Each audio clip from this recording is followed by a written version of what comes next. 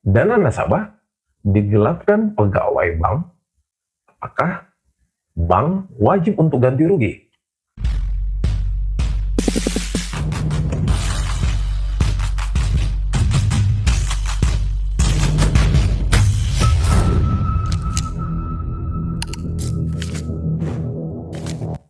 Coba bayangkan Anda menyimpan uang di bank, bukan 1 juta, 2 juta rupiah, tapi puluhan bahkan ratusan juta rupiah, dan tidak jarang juga miliar rupiah. Lalu suatu hari Anda mengecek saldo dan ternyata uang itu hilang. Dan setelah dilakukan telusuran, ternyata bukan karena di segel, bukan karena ATM dibobol, tapi karena pegawai bank sendiri yang menggelapkan dana nasabah. Pertanyaannya, apakah bank wajib untuk mengganti kerugian tersebut? Atau bank bisa beralasan bahwa yang melakukan kejahatan adalah oknum pegawai bank, bukan bank. Untuk itu, mari kita bahas dari sudut pandang hukum yang berlaku di Indonesia. Permasalahannya, kasus penggelapan dana nasabah oleh pegawai bank bukan hal yang baru. Modusnya bisa bermacam-macam. Ada yang memasukkan tanda tangan nasabah, ada juga yang memindahkan dana tanpa izin dari nasabah, atau ada juga yang menawarkan deposito atau investasi fiktif dengan janji keuntungan yang besar, termasuk ada pula yang memanfaatkan sistem internal bank untuk mengambil dana nasabah. Ketika kasus seperti ini terjadi, biasanya muncul dua pendapat. Nasabah mengatakan, saya menyimpan uang di bank, bukan di pegawai bank. Jadi bank harus bertanggung jawab secara hukum. Sementara bank sering berpendapat yang melakukan kejahatan adalah oknum pegawai bank yang melanggar SOP perusahaan. Lalu siapa yang benar? Pandangan hukum. Pada prinsipnya, bank bertanggung jawab secara hukum atas perbuatan dari pegawai bank. Jadi dalam hubungan hukum perbankan, nasabah berhubungan dengan bank, bukan dengan pegawai bank secara pribadi. Karena nasabah membuka rekening di bank, menempatkan deposito atas dana di bank, mempercayakan dananya kepada bank, sehingga kalau pegawai bank melakukan penyalahgunaan kewenangan dalam hubungan pekerjaannya dan menyebabkan kerugian kepada nasabah bank, maka pada prinsipnya bank dapat dimintai pertanggungjawabannya atas dana yang dihilangkan oleh pegawai bank. Hal itu juga diatur dalam Peraturan Otoritas Jasa Keuangan atau PJK. Dalam pasal 1367 KUH Perdata juga mengatur bahwa pemberi kerja atau bank bertanggung jawab atas perbuatan bawahannya atau pegawai bank yang dilakukan dalam hubungan pekerjaan. Artinya, bank tidak bisa mengatakan bahwa semua kesalahan hanya ada pada pegawai bank. Jadi, bank wajib menjaga kepercayaan nasabah karena perbankan adalah bisnis kepercayaan atau trust.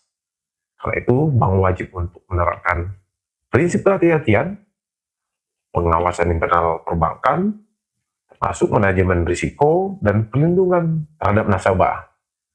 Jadi kalau fraud terjadi karena lemahnya pengawasan internal, maka tanggung jawab bank menjadi semakin kuat. Misalnya transaksi mencurigakan tidak terdeteksi, atau ada manipulasi yang dilakukan berulang kali tanpa pengawasan yang memadai dalam sebuah bank. Kapan tanggung jawab bank bisa lepas atau hilang? Nah, disinilah banyak masyarakat yang kurang memahami. Tanggung jawab bank tidak selalu mutlak.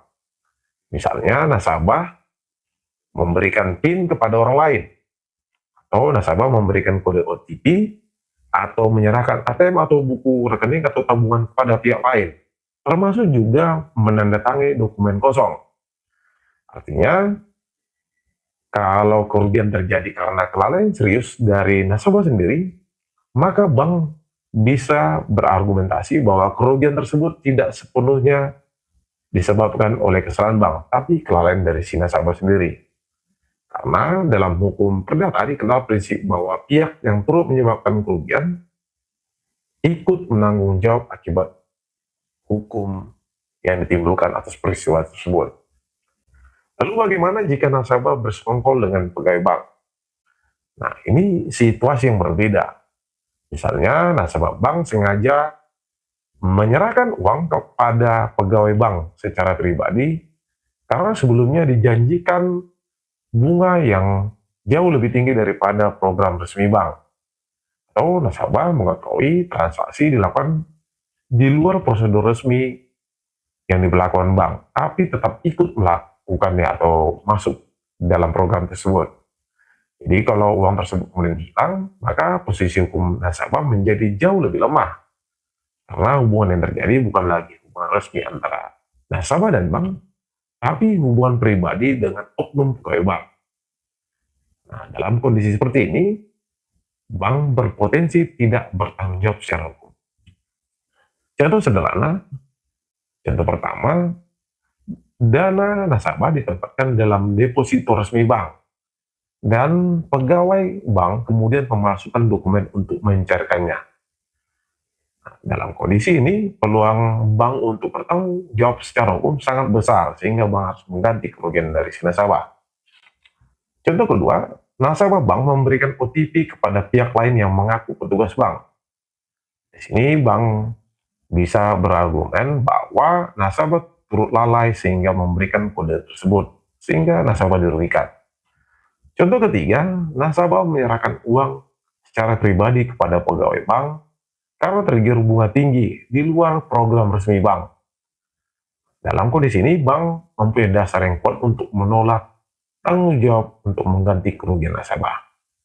Sebagai penutup, jadi, apakah bank wajib bertanggung jawab kalau pegawainya menggelapkan dana dari nasabahnya? Jawabannya pada prinsipnya ya, karena hubungan hukum nasabah adalah dengan bank, bukan dengan pegawai bank secara pribadi. Tapi yang perlu menjadi catatan, tanggung jawab tersebut tidak selalu mutlak. Artinya kalau terdapat kelalaian nasabah atau bahkan ada persekongkolan dengan pegawai di luar prosedur resmi bank atau ada kong kali kong, maka tanggung jawab bank bisa berkurang bahkan hilang untuk mengganti kerugian nasabah.